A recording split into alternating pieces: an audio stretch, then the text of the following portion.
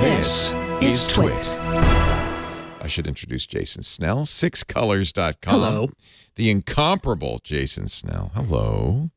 It's good to see you. I'm relieved to be here. This is like the end of a long journey of having received a MacBook Pro last week and having this whole thing stretch out of our work all weekend and write your review and then Monday and post the review and do a podcast. And then Tuesday, I'm crossing the finish line now to be here. And this is like my last download of me and this giant laptop that I have. So let's talk about it. Since you got it and review it, here's your video, M2 MacBook Pro and Mac Mini Q&A that you did with Dan. So you got both of them. Yeah, Dan got the Mac Mini and I got the MacBook Pro, and we reviewed them. And then, we did a little live video yesterday, among the many things going on. And then we wrote, as we do, we wrote words and put them on the internet. There's way too much stuff to talk about today because Apple also updated iOS and Mac OS to add security key capability. We're going to talk about that a little later. But let's talk about let's start with the MacBook Pro. That's the one you have. Tell us about the one that you got. Is it the 14 or the 16? I have the 16 here. Apple decided, knowing that I like small laptops, to pull a prank on me and send me the largest laptop that they could make. Which is fine. I mean, what the truth is, if you know what the M1 MacBook Pros were like, these are those. Like, externally, you couldn't tell the difference between them. It really is it's our first Apple Silicon, boring speed bump release, right? Where these, and not that they're bad, they're remarkable computers. They're just not particularly new. They're just what you expect from last year or from 2 years ago, I guess, except faster. So they really the story is that it's the M2 Pro chip and the M2 Max chip, and therefore you get more speed, and there's some more features, and there's a higher RAM capacity, and there's more memory bandwidth, and all of the stuff on the inside. But in terms of like how it looks on the outside and the fact that it's got that beautiful screen and all those ports and support for many external displays, all that stuff is the same, more or less. There's a little bit like the HDMI port is 2.1 and is much more capable. But mostly, and it goes up to 96 gigs of RAM now. So if you want to max this out, if you're Alex Lindsay and you want all those GPUs, those 30-odd GPUs and 96 gigs of RAM and whatever else, you can do that on either model, 14 or the 16. But it's an incremental improvement like Apple does when they're not always doing big leaps. They often are just doing that year by year incremental improvement thing. And that's what these are. So here's your graphs. You have single core Geekbench, you have multi-core Geekbench, and you have Geekbench GPU plus an Xcode and Final Cut benchmarks. It's better in every regard, right? I mean, it's not. Yeah. I mean, the M2 over M1 just in general, every core is about 16% faster. Yeah. So you get that 1900 Geekbench over 1700 Geekbench, because every M2 is on every computer is an M2. Every M1 is an M1. Like the speed of these, no matter what computer it is, it basically doesn't vary. They're all about the same. But this one has lots of cores, right? It's got 8 performance cores instead of the 4 that are in the base M2. And it's got lots of GPUs. On the multi-core benchmark, it really is considerably better even than the M2 MacBook Air. And because you've got faster cores and there are more of them because it's 4. Also, interesting decision that they made here to do the 4 efficiency cores, which means that there's always, that's how they get the great battery life. I mean, I killed the battery in 2.5 hours, but that's because I maxed out the CPU cores. Nobody would actually ever do that for 2.5 hours straight. So before they had 2 efficiency cores. And so these efficiency cores, performance. and exactly right. Okay. So 4 efficiency cores basically means if you're just sitting at your computer not rendering anything and just sort of thinking, right, like all the background tasks that happen or very simple tasks, things that are fairly lightweight, it's using these low power processors to do that, processor cores.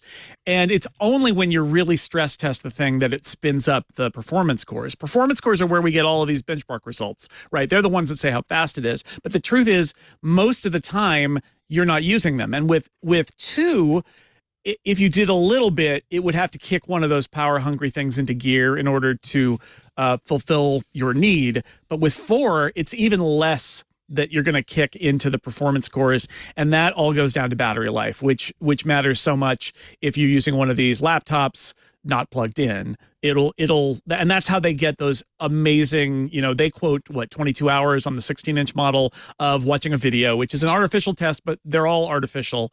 But it's a huge battery and a chip that really is good at saving battery. And so as a result, the battery life on these things is going to be remarkable. So that's an important point. I mean, if you're looking at raw benchmark scores, that's one thing. But the fact that they've doubled the number of efficiency cores in the M2, for most people in most use cases, except for those high performance cases, that's probably a good thing. Obviously, that's what Apple decided. So we should improve efficiency. Yeah. Mm-hmm. I have heard some say that the M2 is really just an interim, a stopgap between the M1 and the M3, which will be a 3 nanometer process, we think, the TSMC 3 nanometer process. And that's where the speed jump is going to be more notable. Yeah, it could be that this is just a small step, and then there's also some speculation, and I am one of the lead speculators, I guess, that they're going to actually leap over the A16 chip that they introduced in last fall, which was not a 3 nanometer chip, right? It was a they called it 4, but it's really the new 5 nanometer process, and when the M series is coming out every year and a half, and the A series is coming out every year, it kind of makes you assume that they're going to leap forward at some point, and so it may be that the M3 is using their brand new, late 2023 cores, and who knows what they'll choose to do there. But I think that I don't think that we're ever going to see that Intel to M1 quantum leap anymore. It's still going to be incremental, but Apple does like throwing in new ingredients from time to time, where you get a big, like there's a new neural engine or there's a new GPU core or something like that. Those things happen too, but this is nothing dramatic like that. It's really just, it's very much like an iPhone update. You know how we do the iPhone updates every year and it's like, oh, it's 12% faster or it's 18% faster. That's basically what this is. It's going from the previous year's iPhone cores to this year's iPhone cores is basically what's happening here. Did What's good Dan? for Apple is Go ahead. Go ahead. No, Yeah, actually, just Alex, I want you to get in here because this is more for you than anybody else.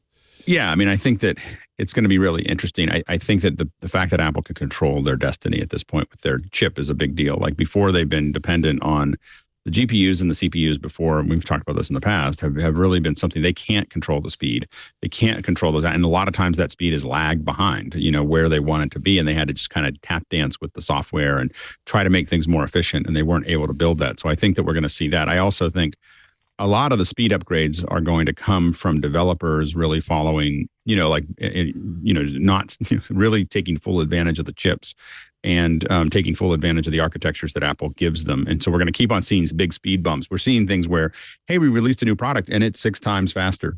What that meant was not that Apple went 6 times faster. It's they started looking at the code and figuring out what is slowing this down. And if we can figure out how to do it inside of that Apple ecosystem, we can get a lot more performance. Again, that doesn't affect text products or it doesn't affect electron style products. But when you're talking about in my world, when you're talking about 3D and video and audio, being able to do that is going to be a big deal. And I still think that not only are they going to have a really good process, but they're going to have a lot of processors for the Mac Pro whenever it comes out. So we are a little delayed right now, but I think that I think it's going to be. Well, that was actually, I'm not sure if that's true because didn't Gurman say we're not going to see an Ultra, M2 Ultra? Or do you think that'll be what we'll see? No, the Ultra is the only thing we're going to see. What he said is we're not going to see that quad, which is like the dual whatever's Ultra. Above Ultra. Extreme. Okay. Yeah, exactly. But the Ultra, which was introduced in the Mac Studio last year as an M1, is supposedly the basis of the Mac Pro. It's unclear whether the Mac Studio will get a revision as well, but it sounds like that Ultra chip is going to be what's in the Mac Pro. Tech Break is brought to you by ACI Learning. ACI Learning proudly announces that IT Pro, formerly IT Pro TV, joins its audit, cyber, and IT learning solutions. Join a community of learners who access more than 6,800 hours of IT courses to better their organizations. Visit acilearning.com and give your IT team superpowers with ACI training.